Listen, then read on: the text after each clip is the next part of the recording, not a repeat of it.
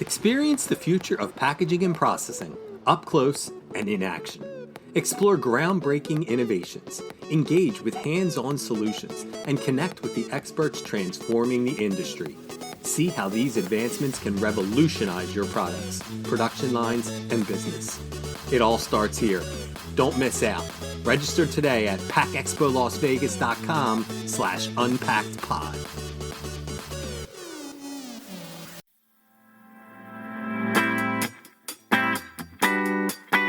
You're listening to Unpacked with PMMI, where we share the latest packaging and processing industry insights, research, and innovations to help you advance your business.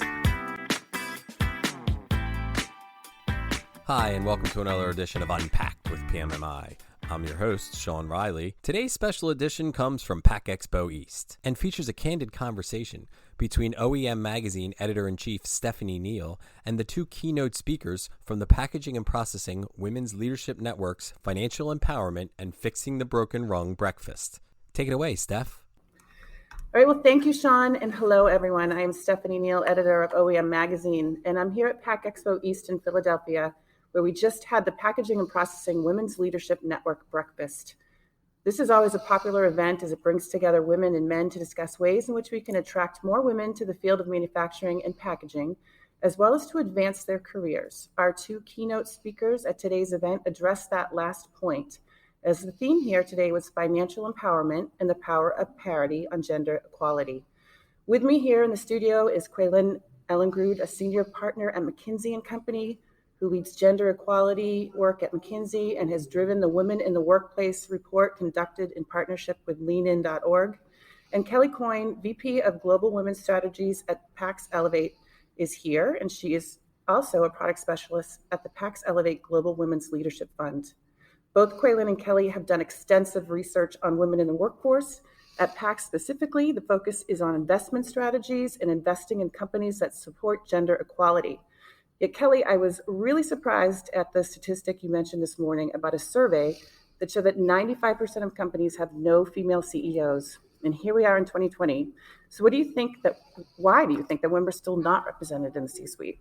I know that's a depressing one, Stephanie. That was from a study done looking at 22,000 companies globally. And there are many reasons as to why women aren't moving through the ranks up the corporate ladder into that specific C-suite position. And I think that there can be often a pipeline issue that some people and some companies kind of refer to as they can't find necessarily qualified women. Perhaps women aren't raising their hand for that position.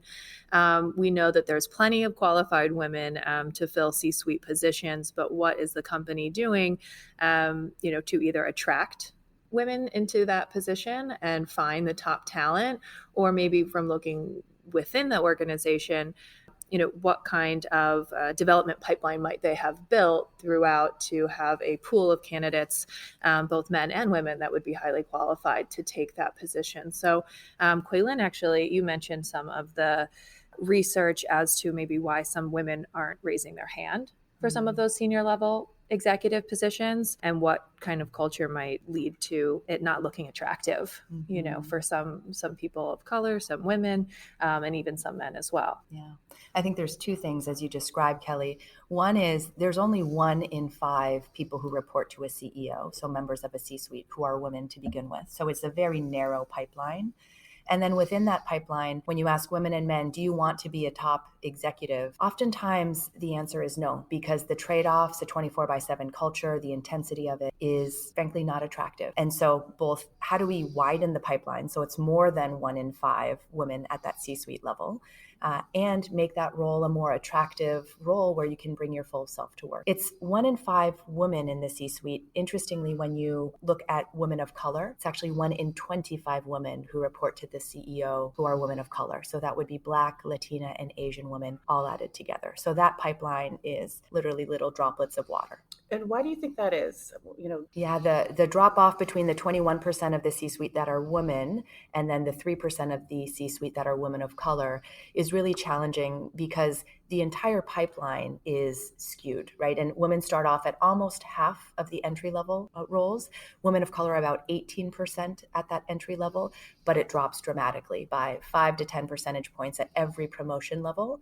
And that's the challenging part. When you get to manager, senior manager, VP level equivalents, SVP level equivalents, and then finally get to the C-suite where people are reporting directly to the CEO, by that time we've dropped off so low in representation that we really don't have a robust pipeline to pull from in terms of talent. Yeah, and one of the things that I really wanted to touch on is the research that McKinsey has done with leanin.org and the whole broken rung theory. Mm-hmm. Can you explain what that is? Absolutely. So the broken rung refers to that first promotion to manager from an entry-level employee, where women make up about 48% across industries, down to 38% of managers. And if you index that and have, men's first promotion, if 100 men are promoted to manager, only 72 women and 58 Black women are promoted to manager. And it's that differential in the promotion rate that is this broken rung that we're describing.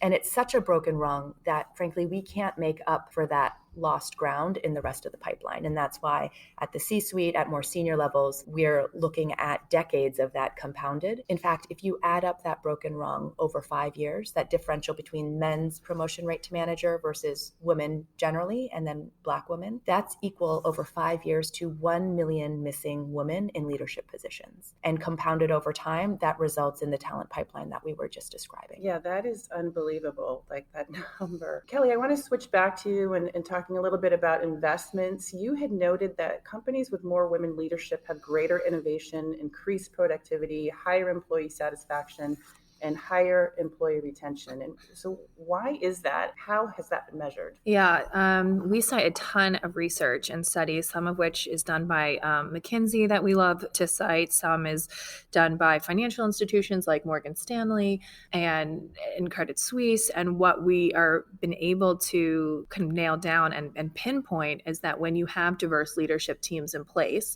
specifically gender diverse leadership teams, a lot of the research looks at, you see better business results occur at those companies, both quantitative and qualitative results. And I would say, how can you measure it exactly? Kweilin might be able to answer a little bit better than I can, but it's concluding really similar results, which is that not that women make better decisions than men. It's that diverse teams, gender diverse teams, make fuller decisions where they have that greater long-term focus you mentioned. They have greater client focus. The results that occur are just incredibly meaningful and affect the bottom line of the organization. Mm-hmm. We also see improved profitability and performance, greater return on equity when you have these kind of teams in place. And most of the research, to be specific about what teams we're looking at, are focused on the board level positions and the diversity there, and also the senior management team, which includes the C-suite. So that identifies, companies that might just have the token woman on the board or something mm-hmm. like that, just checking that diversity, box might not be enough. We want to make sure when we're looking at a company, they have a diverse board, but they also, just as importantly, have a diverse management team, because that's how you get the full picture of the company, that there are a group of people, smarter group of people making these decisions throughout the organization. So when we talk about checking that diversity box, mm-hmm. It can't be one woman. What's the percentage of women that should be in the mix to really be classified as a diverse culture? There's research that talks about 30%, or roughly maybe 3 women on a team, as being a tipping point mm-hmm. where you see even improved business results take place. I would say the companies that we look to invest in certainly have hit that 30%. Of course, we'd love to see 50%. Unfortunately, mm-hmm. there's not a lot of companies out there that we would find that meet that criteria, but most of the research likes to see roughly around 30% mm-hmm. team gender diversity. Kweilin, do you agree? Absolutely. I think this notion of diverse teams where you can challenge each other's unspoken assumptions, where you're looking at a problem from different perspectives, that's the power of a diverse team that we're looking for, both from gender diversity, racial and ethnic diversity, but just getting different points of view so that from a problem-solving perspective, you're getting to a better answer. So what is the underlying problem here? Is it that women are more likely to sacrifice their career in order to raise a family, or is there a broader systemic problem here in terms of getting a pipeline of women into the workforce and up the corporate ladder? There's a broader systemic problem. So A lot of people, when we first looked at the data, thought, well, this is just women voting with their feet, right? They're going and they're taking care of their families. No, it turns out that women and men are staying in the workplace at the same rates. Women are just stagnating in role. So a woman is much more likely to have been in the role for 7 years before getting promoted versus 4 years potentially for a man, as an example. And women, when you ask women and men, do you plan to leave your company? They say yes at roughly the same rates. And when you ask why is that, is it to take care of family? Is it to leave for another company? They are looking to take care of family also at very similar rates. So I think there's a lot of talk about potentially women leaving the workforce for family that is not borne out in the data. Are there other things going on in the organization? You talked about microaggressions in your presentation. What were you referring to, and how does this impact women at work?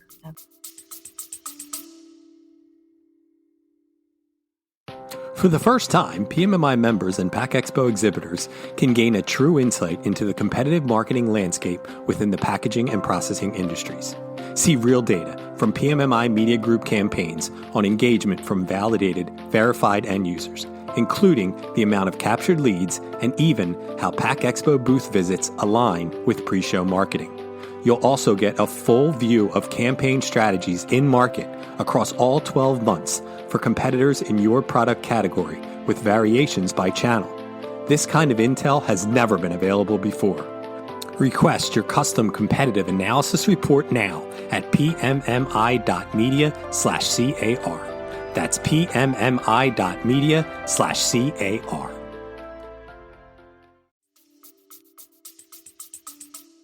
Absolutely. So microaggressions are small things every day, could be conscious, could be unconscious. But an example of a microaggression would be that my comment was attributed to somebody else, or my idea was somebody else was given credit for. My expertise in my area of expertise was questioned, or my judgment was questioned. I'm mistaken for somebody much younger than I am. Small things, but they add up over time in the course of a workplace. And what we found as we looked at microaggressions was that men also experience microaggressions, but at a much lower rate. Women are, white women are next most likely to experience microaggressions, all the way to, Latina, Asian, lesbian, and then Black women most likely to both experience microaggressions frequently and multiple times, right, throughout their career, for sure. So Kelly, when we talk about changing a culture, that has to happen at the top. I mean, are there things that we can do as, women in entry level or middle management jobs that can sort of foster this more inclusive culture? Is there something as an individual we can do? Definitely. I think that there's a role individuals play at the company to support a stronger culture that supports diversity. I also think you totally need buy-in though from the senior management team as well. So I think there's multiple prongs to see successful diversity take place. From an individual standpoint, it is your responsibility to create an inclusive culture. So whether that means you're a manager or you're more of a lower level employee, what you can do is have conversations, call things out when you see them take place. Some of these microaggressions that Kweilin mentioned, start to bring it to people's attention, because typically it's not, evil people wanting to put anybody down. And often they're not even noticing it. And so I think starting to call some of this attention to people's attention will create some changes on the lower level. Start, to look up to your manager, to their manager, and see where the diversity falls on their priority list. Hopefully, to see big changes at companies, you need the leadership team to have it listed pretty high as something that they want to see change. And so having really good policies in place to support an inclusive culture is important, but then having the culture that actually has the buy-in and the employees that are fostering it is critical as well. Kweilin, do you want to chime in on that? I would say the companies that have made the most progress focus on one or two things and execute them really well, right? They're not doing 7 different initiatives and then seeing what happens a year or two later. And I think that focus and executional rigor starts with a very aspirational goal and cascading that accountability across lines of business, across functions, and having tough conversations around, you may have hit the numbers, but you didn't get there in the right way that we had talked about in terms of diversity. So how are we going to change that? I think it starts with that. And then I think picking one or two initiatives. Some companies pick sponsorship and go after that very aggressively. One company, for example, had their CEO sponsor 5 women at the C-suite level, asked those 5 women to sponsor 5 women each at the next level, and those 25 women to sponsor. And then they had a combination of formal and informal events to kind of create that opportunity for connectivity. Another common initiative that we often see companies choose is unconscious bias. And there's a really broad spectrum from 2 hours of unconscious bias training in a conference room to the other end of the spectrum of really working it into your people processes and in talent conversations and succession planning, having those tough conversations of, would we have had that same conversation if that weren't a woman coming back from maternity leave? And that's the element of unconscious bias training, really working it into the system that we find makes the difference. But choosing one or two things, whatever your pinch points are in that talent pipeline, and then executing them really well. I just want to dive or dig a little bit deeper, Kelly, into what you do, because I think from an individual perspective, we can invest in ourselves, correct? Yes. And the Pax Ellevate Global Women's Leadership Fund is a mutual fund of organizations that have a diversified culture, or can you explain what that is? Sure. So yeah, the firm that I work at, we provide investment opportunities and solutions for folks wanting to invest sustainably or invest for impact. And one of our products is the Pax Global Women's Leadership Fund. And in this fund, we're invested in the 400 highest rated companies in the world when it comes to having gender diverse leadership teams. So kind of taking all of this research that we've been talking about today and putting it into an actual investment concept. We believe in this research so wholeheartedly and with such conviction that companies with diverse leadership teams should perform better, that we said, why wouldn't we create an investment product that reflects that and tries to deliver, as we refer to, the gender alpha that we believe can happen. And so our fund is global. It's in the large cap space. So the companies we're kind of talking about are the Microsoft, Lululemon, very large companies of the world. And we're identifying them for investment based on the diversity of their leadership team. Well, tell me what these companies that are successful, what this looks like, what they're doing. Sure. Examples. So, one example I was speaking about earlier is PayPal. And PayPal made it into our investable universe because they have a diverse board of directors, they have a diverse management team, but they're also doing other really good things well. And it's building that pipeline is one thing. So having really intentional hiring practices is something that they've put into place that's worked and delivered candidates. They also are focused on pay equity. I think having obviously pay equity will make your employees happy and satisfied and benefit the company and the bottom line in the long run. So that's a focus that they are analyzing their compensation at least 3 times a year and also being pretty public about the results of that. So as Kweilin said, I can tell that they're focusing on just probably a few initiatives at a time where they can include women towards the top and then also deliver meaningful results and then hopefully move on to start some new practices as well. Kweilin, do you have examples of companies that you think are doing this well? I think there's a number of them that are moving the needle much faster than other companies in the industry. Sodexo, as an example, runs a lot of cafeterias in schools, hospitals, large companies, and they have been very forward in tying compensation to getting diverse leadership within their lines of business. So their exact numbers, 42% or more diverse leaders, not just women, but diverse leaders of all backgrounds, because they have found that over time that correlates to higher profitability, higher growth, and higher resiliency in a downturn. I also love the example of Xerox that mandated diverse interview slates and had VP level openings and above open until they could have 1 woman and 1 woman of color on the slate. And we find when you shift from either 0 or 1 woman on the interview slate to 2 or more, the hiring rate actually triples or quadruples. And that's really the unlock to get more diverse leaders into the organization, in addition to retaining and promoting more of your own from within. Yeah. One of the issues that we have in this particular industry in manufacturing and packaging is there's not enough women that are going into this field. And even just from an engineering standpoint, there's not as many engineering students that are women as men graduating. So both of you talked about having a diversified talent pool when you're going to hire and not making that hire until you have that diversified pool. But there's a problem in this industry in that a lot of times we're just not finding enough women to interview. I'm curious. I know that McKinsey had a companion report about women and automation.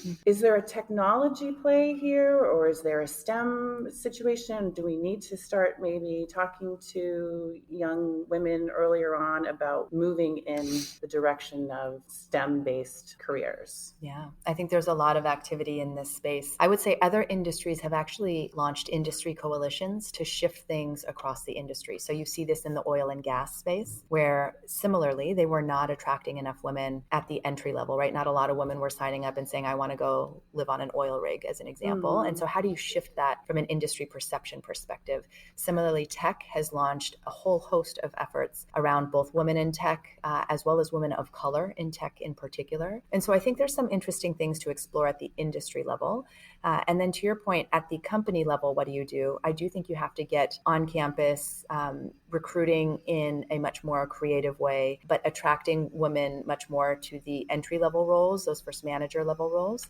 And then getting creative around what are the skills that you need and how do you potentially look at adjacent industries where they may have applied engineering skills in a related industry on a related problem, but might be interested in jumping over. But figuring out what is your employee value proposition and how do you make that attractive enough to attract women and then retain them over time, I think is a real challenge, but can be addressed at an industry as well as an individual company level. And Stephanie, we have the same challenges in the financial services industry as well. And we talk about this a lot of how to attract, the next generation of talent. And so I know our industry focuses a lot on going into colleges and universities and even into high schools to start to give students the lay of the land. What we heard might be similar in your industry is that they didn't know what the career opportunities looked like unless you had, a mom, a dad, an uncle, an aunt, whatever it was in the industry, in the financial services industry already that had given you a window into what that looked like. Most people and most young people didn't know what a career looked like in financial services. And so that's where I've seen some progress be made in our industry. And then from a company level, I totally agree with Kweilin. For this generation that's coming out of school, where we want to focus to build that pipeline, they want meaning and purpose, and I think that the company's values really need to align with theirs. And there's some companies that do this very, very well that I would say look around for some best practices. Actually, some of the tech companies have really caught on to this already. And there are these super sexy, attractive, unlimited vacation or whatever it is, like the millennials are all, into. But it's true. Even my company, we have, paid volunteer days, like things like that, those little benefits like that I think really attract that next generation of talent. And people in this generation want to feel good about where they work and where they're spending a lot of their time. They do. And they want transparency as well. They want to know what's happening in the organization. The other thing, there's still a stigma about manufacturing, thinking it's like a dark, dirty, dangerous place to work. And it's not. You walk into these plants and it's very high tech and automated and people are walking around with their devices, their mobile devices. It's a new generation. I mean, do corporations, Kweilin, have to think differently to attract a younger generation? Do they have to be more transparent about what they offer or about their technology expertise or what they're offering internally to make a work-life balance better for everybody? Yeah, I do think companies that are much more vocal about their benefits, about how their work is tied to purpose and mission, I think have a leg up in this competitive talent market, right, with historically low unemployment rates. And you mentioned automation as well. I think the role of technology, exciting opportunities where you can shape the future within an industry, across industries, can be quite exciting. We did some research over the summer on the impact of automation on women and men. And what we find is that across the board for both women and men, 1 in 4 people over the next 10 years are going to need to change occupations completely from where they are today, get retrained and into a new occupation. That's because it does, though, affect genders quite differently. So In the United States, for example, women make up about 80% of healthcare jobs. In manufacturing, they make up less than 20% of manufacturing jobs. And that's true globally, right? Work is very gendered around the world. And the impact of automation on manufacturing is much greater than it is on healthcare. But similarly, women make up quite a high percentage of retail jobs. And retail is also an industry, as an example, where automation is completely transforming the number of people you need, but also what the day-to-day work looks like. And so industry by industry, and with some industries being highly gendered, we see that impact taking place. And 1 in 4 women and men are going to need to change occupations. For some women, that's more challenging because they might not have the access to networks to even know about the opportunities. They may be having to take care of kids, so it makes it harder to both travel to and attend retraining programs. That transition challenge may be a little bit harder for women on average, but it's going to be challenging for everyone, and it's going to affect 1 in 4 workers. So what does the future hold in terms of McKinsey? You've been doing these reports for 5 years now? About 15 years, yeah. Oh, 15 years. Yeah. With women in the workplace, about 5 years. Okay, women in the workplace. Yes, that's what I was referring to. Yeah. Are you going to continue to track this and see how things are changing? Absolutely. I think this has been a key part of our research focus for over 15 years, globally, in the United States, in the workplace, as we were discussing, and it will continue to be a core focus of ours. We think it's so important to bring the facts and the data to the story so that industries and companies can focus on where their biggest opportunities are.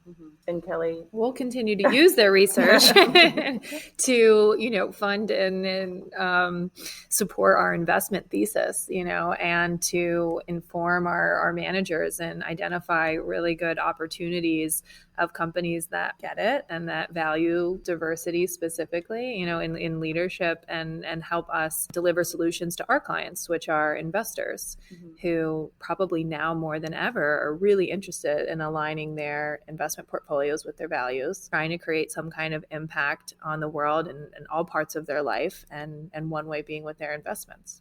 So key takeaways from today, if you wanted to leave our listeners with some key takeaways from your research, Kweilin, what would they be? I would say focus on attraction, if representation at all levels is a challenge in your industry and at your company, and then really address that broken first rung so that hopefully you have enough women at that manager level to populate the rest of the funnel and ultimately get to those most senior levels to change the company culture and get some of those benefits of diversity. Kelly, key takeaways? From an investing standpoint, I would say, talk to your financial advisor if you're working with one and see, if there's some changes that you might want to make in your portfolio, see where you're invested. All investments are making an impact, and you want to make sure yours is intentional and reflecting the legacy that you're working so hard, to live and to leave. So I would definitely recommend looking at your investments if you haven't done so already for an area for solutions. Well, we're going to have to wrap up this segment of Unpacked. This is an important topic, and I'm glad we were able to have this conversation. If our listeners want to continue to explore this topic, please visit the McKinsey website for the latest on the future of women in the workplace study. And if you'd like to explore how to invest in gender equality, visit paxellevate.com and the Pax Ellevate Global Women's Leadership Fund. Kweilin and Kelly, thank you both so much. Thank you. Thanks, Stephanie. Please rate, review, and subscribe. To do that, go to the iTunes podcast or Spotify app on your phone and search for Unpacked with PMMI.